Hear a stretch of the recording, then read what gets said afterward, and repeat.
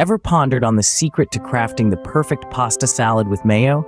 Well, wonder no more. In the next 3 minutes, unwrap the mystery and uncover the steps to creating this delightful dish.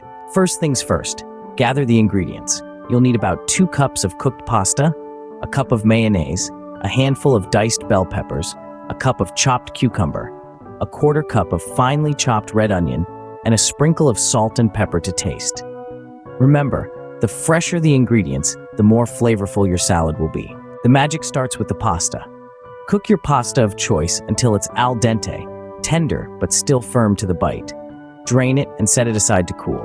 This is a cold salad after all. While the pasta cools, chop up the vegetables. The bell peppers, cucumbers, and red onions bring a crunch and freshness that balance the creamy mayo. Chop them finely for a burst of flavor in every bite. Now, it's time for the star of the show, the mayonnaise. Stir in a generous cup of mayo into the cooled pasta. The mayo acts as a binder, connecting all the elements together.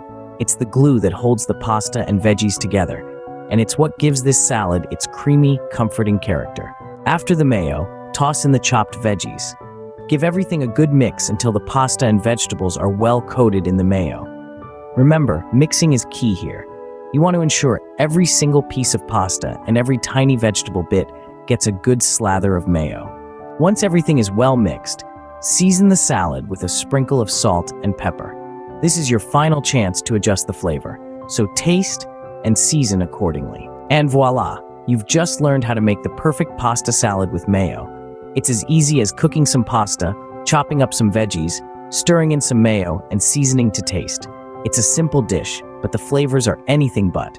So go on, impress your guests with your culinary skills. After all, who could resist a bowl of creamy, crunchy, perfectly seasoned pasta salad? Nobody, that's who. Enjoy.